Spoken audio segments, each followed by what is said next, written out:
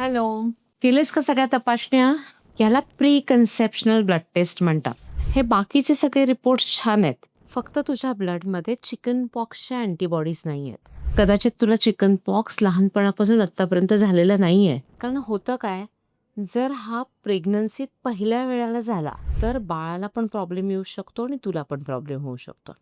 त्यामुळे ह्याचं व्हॅक्सिन आधी आपल्याला घेणं गरजेचं आहे आणि मग 1 महिन्यानंतर आपल्याला प्रेग्नन्सीसाठी ट्राय करायचं आहे. 20 आठवड्याच्या आधी जर पहिल्यांदाच तुला चिकन पॉक्स झालं म्हणजे कांजिण्या झाल्या, तर बाळाला कंजेनायटल व्हेरिसेला सिंड्रोम होतो. म्हणजे काय?